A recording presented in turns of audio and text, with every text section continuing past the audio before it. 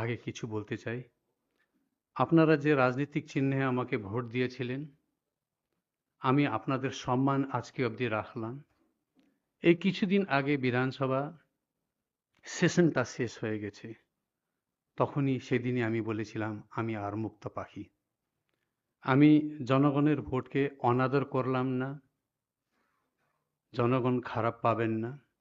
হ্যাঁ, রাজনীতিতে কিছু লোক থাকে, ভালো করলেও খারাপ কমেন্ট করে, খারাপ করলেও খারাপ কমেন্ট করবেই।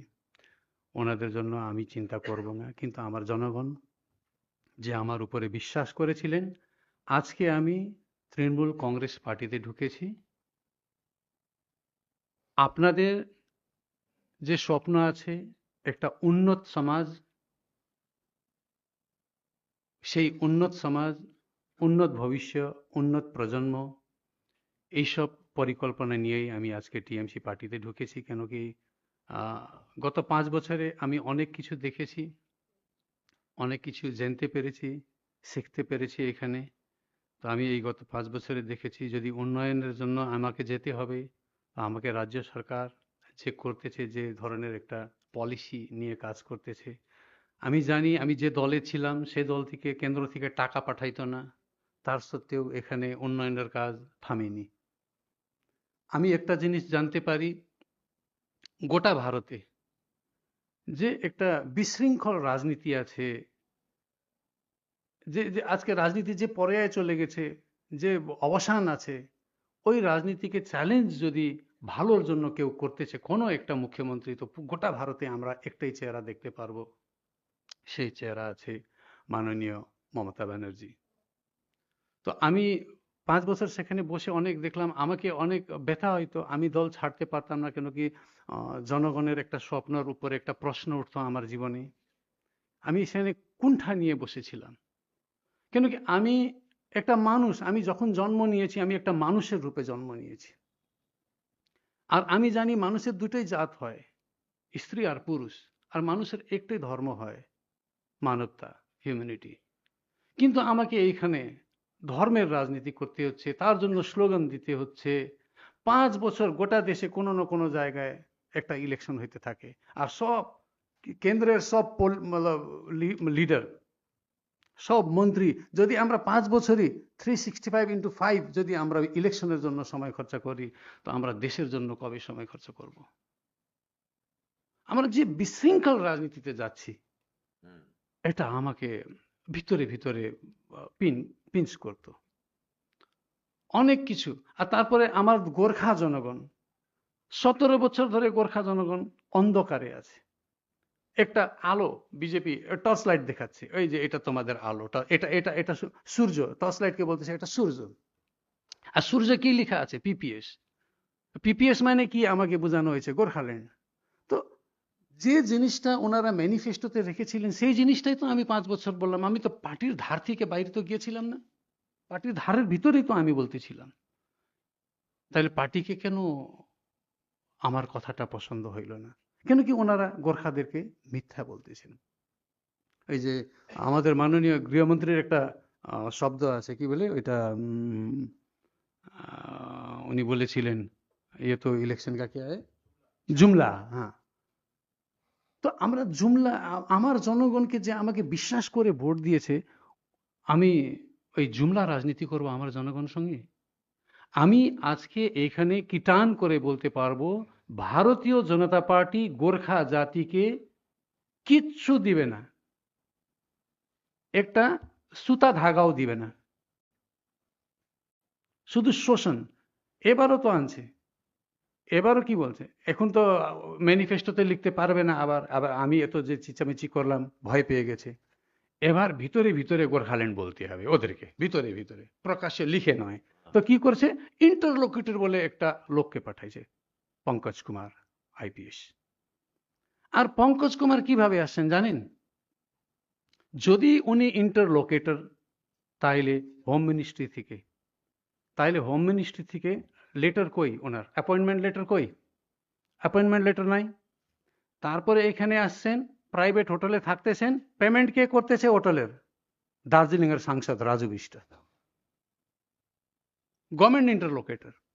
আর ইন্টারলোকেটর কোনো ফোন নম্বর নাই, ওনার কোনো পার্সোনাল সেক্রেটারি নাই, কোনো কন্ট্যাক্ট অ্যাড্রেস নাই।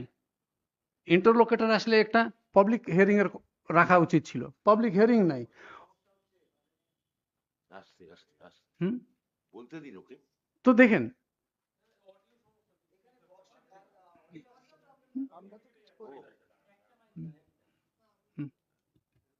তো ইন্টারলোকেটর মানে এখন দেখেন ওনার না অফিস আছে,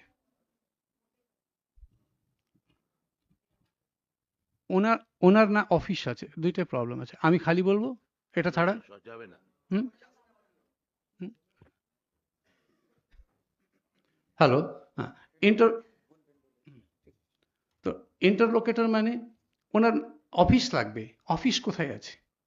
আর উনি দার্জিলিং এর যে সাংসদের সঙ্গে ভালো সম্পর্ক আছে ওই সংগঠনদেরকে ফোন করে করে হোয়াটসঅ্যাপে ডাকতেছেন। এই নম্বর ইন্টারলোকেটরকে কে দিচ্ছে? তার মানে টোটালি পলিটিক্যাল মোটিভেটেড, ইলেকশনের জন্য আসছে। গোর্খাদেরকে আবার ভ্রান্তি, আবার ভুল বোঝানো হচ্ছে। আমি এটা দেখে সহ্য করতে পারলাম না। আমার লোক, আমার জনগণ যে আমাকে বিশ্বাস করেছে, ওনাদের উপরে একটা অন্যায় হচ্ছে, আমি বিশ্বাস করি। তো বিজেপিকে বিশ্বাস করে দার্জিলিং ডেভেলপও করতে পারতেছি না আমরা, আর ওরা যে প্রতিশ্রুতি দিচ্ছে ওটা পুরোও করতে পারতেছি না। তাই এই পর্যায়ে আমি রাজনীতিতে থেকে কি বলবো, কি করব? তখন আমি যে চিন্তা করলাম, আমার চিন্তায় একটাই সলিউশন বেরোয় আসছে। এটা হচ্ছে দিদি, মাননীয় মুখ্যমন্ত্রী মমতা ব্যানার্জি যে লড়াই লড়ে যাচ্ছেন জনগণের পক্ষে, আমি সেই লড়াইয়ের একটা পার্ট এন্ড পার্সেল হব। এই আমি একটা ডিসিশনটা নিলাম। সেই নেওয়ার পরে আমি আসলাম। এবার দেখেন, আমি একটা ছোট্ট জিনিসও বলে দিই আপনাদেরকে। আমি যেমন এসআইআর, আমি শুরু থেকে আপনারা দেখেন আমি বিজেপি টিএমসি আসার আগে, আজকে তো আমি টিএমসিতে ঢুকতেছি, হ্যাঁ আমি আজকে টিএমসিতে ঢুকতেছি, এর আগেই আমি অনেকবার আমার পোস্টকে দেখলে আপনি দেখতে পারবেন আমি এসআইআরকে বিরোধিতা করেছি। এসআইআর নিয়ে শুরুতে আমি কেন বিরোধিতা, শুরুতে বোঝার আগেই আমি বিরোধিতা করেছিলাম এই এসআইআর। স্পেশাল ইন্টেন্সিভ মানে স্পেশালি করতে হয়, তার উপরে স্পেশাল ওয়ার্ড দেওয়া আছে। হ্যাঁ, তো এই যে এসআইআর করা আছে, এটা এত শর্ট টাইমে কেন করতেছেন এনারা? এটা তো একটু সময় নিয়ে করা উচিত ছিল। হুম এই যে কালকের ঘটনা দেখেন আপনি, সব এখন ক্লোজ হয়ে গেছে, এসআইআর কাজ সব ক্লোজ হয়ে গেছে, এখন চিঠি আসতেছে অমুক অমুক ডকুমেন্ট চলবে না। তাহলে যারা সাবমিট করেছিল ওনাদের কি হবে ভবিষ্যৎ? হুম ওনারা কি আর ভোটে থাকবেন না? পাহাড়েও অনেক জনগণ এবার বঞ্চিত হবেন, এটা আমি এখনই বলতেছি। দেখেন, এই লড়াই আমি লড়ব। এই এসআইআর টোটালি একটা সুস্থভাবে চলা, ডেমোক্রেটিক ভাবে চলা গভর্নমেন্টকে নীল ডাউন করার যোজনায় এই এসআইআর এখানে লাগু করা হয়েছে, যেটা হবে না। এটা বিহার নয়, এটা পশ্চিমবঙ্গ। হুম? এটা এসআইআর পরে বিষয়ে আমি পরবর্তীকালে ভবিষ্যতে অনেক কিছু বলবো। আর একটা জিনিস, আমি 14 তারিখ একটা চিঠি লিখেছিলাম, ওই চিঠি আজকে প্রকাশ্যভাবে বাইরে আনতেছি। এই 14 তারিখ চিঠি ছিল আমার chief election commissioner of India, আর এটা কপি দিয়েছি আমি chief electoral officer West Bengal আর সুপারিনটেন্ডেন্ট অফ পুলিশ দার্জিলিং। এই চিঠিটা কমপ্লেন আছে আমার কিছুদিন আগে, রিপাবলিক ডে 26শে জানুয়ারির দিন আমার বিধানসভা এলাকায়। আমি কেন চিঠি দিলাম তার কারণ আমার এলাকায় ঘটেছে এই ঘটনা। আমার বিধানসভা এলাকায় কার্শিয়াংয়ে মন্টিভিট গ্রাউন্ডে ভারতীয় জনতা পার্টি একটা পলিটিক্যাল প্রোগ্রাম করছে গণতন্ত্র দিবসের দিন। ঠিক আছে, এটা ওনাদের, আমরা হইলে আমরা পলিটিক্যাল প্রোগ্রাম গণতন্ত্র দিবসের দিন করি না, ওনারা করলেন, ওনাদের বোঝার কি আছে জানি না। কিন্তু সেই মিটিংয়ে রাজু বিষ্ট যে স্পিচ করেছেন, সেই স্পিচের বিরুদ্ধে আমি ইলেকশন কমিশনে এই চিঠি দিয়েছি। আমি স্পিচের পোর্শনটা আপনাকে পড়ে, ওই যে পোর্শনে আমার বিরোধিতা আছে, আমি আগে যে উনি নেপালিতে স্পিচ করেছিলেন নেপালিতে বলবো, তারপরে আমি তার ইংরেজিতে বলবো। উনি বলেছিলেন 2026 में मोदी जी को नेतृत्व में पश्चिम बङ्गालमा पनि भारतीय जनता पार्टीको सरकार बनिन्छ अनि यो पुलिसको डन्डा मेरो हातमा आउँछ। सोच्नुहोस् त, त्यो पुलिसको डन्डा मेरो हातमा आउँछ, कस कसले कुटाइ खान्छ त्यो लिस्ट म बादमा बनाउला। लामो लिस्ट छ, त्यो लिस्टमा बादमा तपाईँलाई पढेर सुनाउँछु, किनभने अहिले अतिथिहरू आएका छन्, नराम्रो नबज्जा लाग्ला न। এবার আমি আপনাকে ইংরেজিতে বলতেছি। এটা সাংসদের ভাষণ, সাংসদ Raju বিষ্টার। In 2026, under Modi's leadership, the Bharatiya Janata Party will also form the government in West Bengal, and then this police baton will come into my hands. Just think about it. That police baton coming into my hands, who all will get beaten up, I will tell you that list later. It's a long list. I will tell you that list later, because right now guests have arrived. It might not sound good. It might feel unpleasant. উনি বলেছিলেন, আমি এইরকম দলে কিভাবে থাকবো? এটা তো থাকাই যায়। আর তারপরে সেখানে কেউ কমপ্লেন করলো না, কোনো চেঁচামেচি নাই, কোনো দলের কোনো বিরোধিতা নাই। বাপরে, এত উপরে উঠে গেছেন। এই জাস্ট একটা আবার স্পিচ আছে, আমি সবচেয়ে বড় গুন্ডা। উনি বলেছেন, হ্যাঁ হ্যাঁ, নিজের পরিচয় দিচ্ছেন উনি, আমি একটা গুন্ডা। তো এবার দেখেন, এই গুন্ডা রাজনীতি থেকে তো আমাকে আমার গোর্খা জনগণকে বাঁচাইতে হবে। আমরা তো একটা সুস্থ সমাজ পরিকল্পনা করে রাজনীতিতে ঢুকি, গুন্ডামি করার জন্য ঢুকি না আমরা। তো এখন আমি একটাই জিনিস দেখতে পারলাম, পশ্চিমবঙ্গে যদি সবাইকে সুস্থ করতে হয়, ঠিক করতে হয়, একটা ভালো সমাজকে গড়ে তুলতে হয়, তখন আমাদেরকে এই বিজেপিকে এখান থেকে তাড়াইতে হবে। এই একটা ডিসিশন নিয়ে আমি তৃণমূল পার্টি জয়েন করেছি।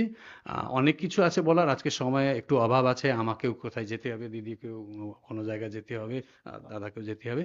তো আপনারা শর্টে কিছু জিজ্ঞাসা করতে চাইলে। এক সেকেন্ড ছোড়ো। সেটা হচ্ছে, তার মানে খুব নাটশেলে যেটা বিষ্ণুপ্রসাদ শর্মা বললেন, এক, বিজেপি ধর্মীয় সংকীর্ণ রাজনীতি করে, ধর্ম বিদ্বেষের দিকে গোর্খা জনগণকে ঠেলে দিয়েছে। দুই, বিষ্ণুপ্রসাদ শর্মা বললেন যে বিজেপি মিথ্যা প্রতিশ্রুতি দিয়েছে পশ্চিমবঙ্গবাসী এবং পাহাড়বাসীকে, গোর্খাদের।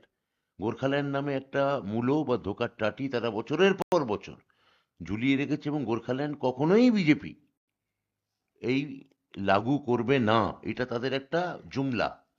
এইটা বিষ্ণুপ্রসাদ শর্মা বললেন। এবং তিন, বললেন যে বিজেপি ওখানে একটা গুন্ডার সংস্কৃতি পাহাড়ে আমদানি করতে চান।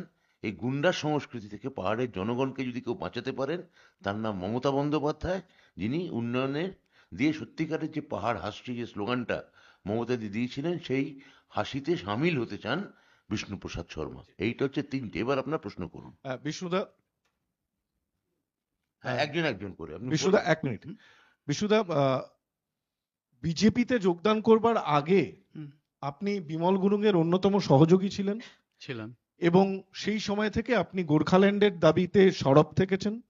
বিজেপির বিধায়ক হওয়ার পরেও আপনি রাজ্য বিজেপির সঙ্গে বারংবার এই বিতর্কে এসেছেন যে কেন গোর্খাল্যান্ডের দাবিতে বিজেপি সরব হচ্ছেন না।